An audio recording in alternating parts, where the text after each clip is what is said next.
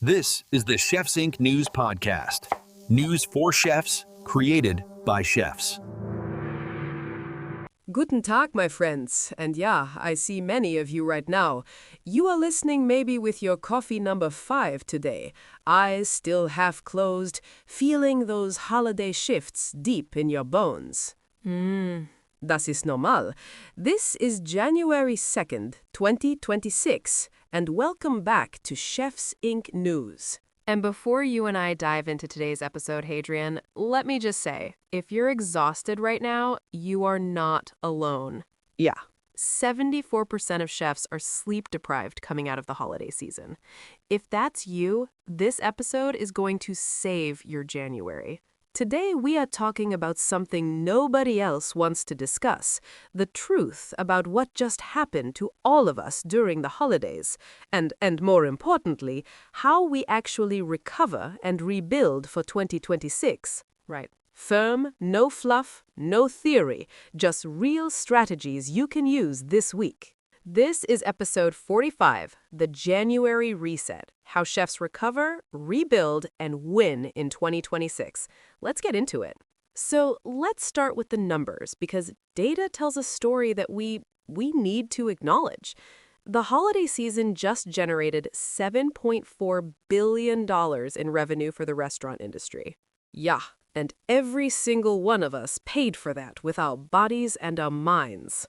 Exactly. 74% of chefs report being sleep-deprived right now. Wow. More than 50% of hospitality workers are showing severe burnout symptoms. And here's what concerns me most. 80 to 85% of chefs are experiencing depression, anxiety, or chronic stress. For weeks, most of us worked 14, 16-hour shifts, back to back, no breaks, no days off, standing on concrete floors, breathing in kitchen heat, managing stress that would break most people. Right. And then what? January 2nd arrives and we are supposed to just keep going? And here's the part that should terrify every restaurant owner listening. January and February are what I call resignation season. Ah, yes. This is when exhausted staff make the decision to leave. They survived the holidays, they're burned out, and now they're looking for the exit. I have seen this so many times. The best line cook, the most reliable sous chef, gone by March. Why? Because nobody took care of them in January. The cost to replace one chef is 150 to 200% of their annual salary. But you know what the data doesn't show? The emotional toll, the impact on team morale, the loss of institutional knowledge. So, before we give you solutions, I want to say this clearly. If you are exhausted right now, you are not weak. You are not failing. You are human. Yeah. What we just went through was brutal, and it's okay to admit that. Validation first, always. Now let's talk about recovery. So, what do you do this week? Not next month, not when things slow down. This week. Okay. Let's start with you, the individual chef. Your body is screaming for help right now. First, the 72-hour reset protocol. For the next 3 days, you need to focus on 3 things. Sleep, hydration, and nutrition. Sleep debt is real, my friends. You cannot push through this. No. Your body needs 1 to 2 extra hours of sleep for at least the first 3 nights. I know, you have prep, you have meetings, but listen to me. A rested chef makes better decisions, cooks better food, and doesn't make expensive mistakes. Hydration. Most of you are severely dehydrated after weeks in a hot kitchen. Yes, 64 ounces of water daily, minimum. Your cognitive function, your energy levels, your mood, all of it improves with proper hydration. And nutrition. Yeah, the irony, right? We cook beautiful food all day, and then we eat what? Energy drinks, leftover fries, whatever's fast. Your body just cooked rich holiday food for weeks. Now feed it vegetables. Clean eating for 3 days. Trust me. Second, mental detox practices. And before anyone rolls their eyes, this isn't woo-woo wellness nonsense. No, this is science. 5-minute breathing exercises before your shift reduces cortisol levels. That's your stress hormone. Lower cortisol equals better decision-making. In Germany, we say, nach dem Fest kommt die Ruhe. After the feast comes the quiet. Your mind needs this quiet. Journal 3 things you are proud of from the holiday season. Just 3. It rewires your brain away from trauma and toward gratitude. And here's the non-negotiable. 1 day off this week. I don't care if it's Tuesday. I don't care if you think you're too busy. No, your body is an investment, not a machine. Physical recovery, gentle movement, not CrossFit, not marathon training. Right. 20-minute walks, fresh air, movement without intensity. And check your kitchen ergonomics. Is your station height causing back pain? Are you wearing proper shoes? These small things matter. Now, if you're a chef leader, you have additional responsibilities. Yeah, your team is looking to you right now. The post-holiday debrief. Schedule 30 minutes with your team, not during service, during a calm moment. Right. You ask only 3 questions. Question 1. What worked well? Start with wins. Always. Question 2. What broke down? Not who messed up. What systems failed? This is about processes, not people. Question 3. What do you need from me in Q1? And then, this is crucial, you listen, really listen. No defensiveness, no excuses, just active listening. Research shows that teams who debrief after intense periods have 40% better retention. Wow, 40%! This one conversation can prevent your best people from quitting in February. Immediate schedule relief. Rotate difficult shifts fairly for the next 2 weeks. Good. Give unexpected time off to the people who worked the hardest.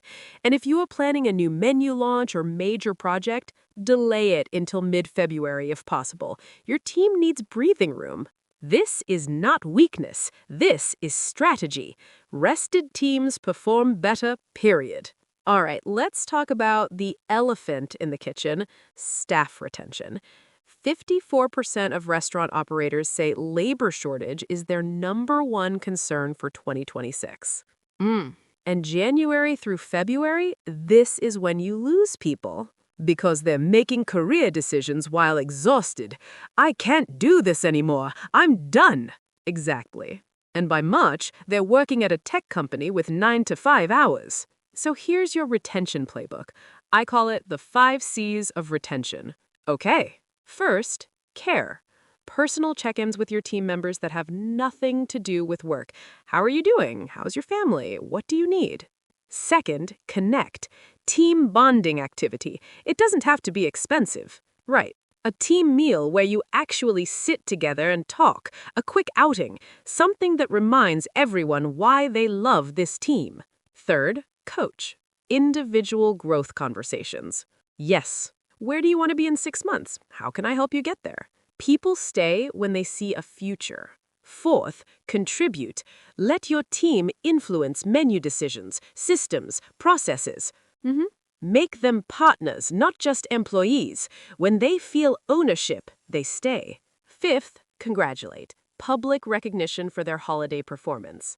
Ah, yes. Specific praise. Maria, the way you handled that 8-top disaster on Christmas Eve was phenomenal. Words matter. Now, let's talk about retention bonuses. I know budgets are tight, but listen to the math. A 30-day retention bonus, $100 to $200, or an extra PTO day. Then a 60-day milestone with a bigger reward. Bluntly, compare that cost to replacing someone 150 to 200% of their annual salary, plus training time, plus lost productivity. The retention bonus is cheap insurance. And transparent communication. Share your Q1 goals with your team. Be honest about challenges. Ask for their input on solutions. Right. The chefs who are winning in 2026, they lead with humanity, not fear. plainly that the old tough chef model is dead, and wunderbar that it is. Hadrian is not holding back today. Because it's true. The era of screaming, of intimidation, of this is how we've always done it, that era is over. Yeah, and the chefs who don't adapt, they will lose their teams. So let's pivot to planning. January is the perfect time for a menu transition. And here's the psychology. Your customers are also recovering from the holidays. They want lighter, brighter, healthier, but still comforting. Yeah, exactly. Think seasonal winter produce, root vegetables, beets, parsnips, turnips, rutabaga, all the citrus. This is peak season. Hardy greens like kale, Brussels sprouts. Ooh, and you know what's trending in 2026? Cabbage. Cabbage is having a moment. Cabbage is glorious, versatile, affordable, sustainable. But here's the key. Keep execution simple. Okay. Your kitchen is tired. Don't create a menu that requires... Your Q1 menu needs to be strategic. High margin, efficient prep, ingredients that work across multiple dishes. And please do a financial health check. 3 hours, that's all you need. Right. Review your holiday P&L, what actually made money, identify where costs spiked, set realistic Q1 targets, not fantasy numbers. Then cut 3 things that don't serve profitability. 3 menu items, 3 processes, 3 expenses. Be ruthless. The restaurants that thrive in 2026 are the ones that make smart cuts now. The good news? The industry is projecting 5.1% food service sales growth for 2026. Consumer appetite for quality dining is still strong. You can win this year. Before we wrap up, let's talk about kitchen culture. Yes. Because 2026 is different. The new leadership playbook is here. Active listening over shouting. When something goes wrong, ask, what do you need? Not, why did you mess up? Right. This simple shift changes everything. Celebrate failures as learning. Create a culture where experimentation is encouraged. Yeah. Mistakes are data points, not disasters. Normalize mental health conversations. Make it okay for someone to say, I'm struggling today. Provide support, mental health days, access to resources, check-ins. Break down hierarchies. Everyone has a voice, from the dishwasher to the sous chef. Yeah. The best ideas come from the people doing the work. And here's something interesting. UK hospitality suppliers are predicting calmer kitchens as a major trend for 2026. Lower noise levels during prep, mindfulness practices before service, no non-essential communication during peak. Wow. Productive silence. Organizations like the Burnt Chef Project and Chefs for Mental Health are leading this movement. The data is clear. Calm kitchens produce better food and retain better staff. The future belongs to leaders who build teams, not fear. So why can 2026 be your best year? Let me give you the positive indicators. 5.1% food service sales increase projected.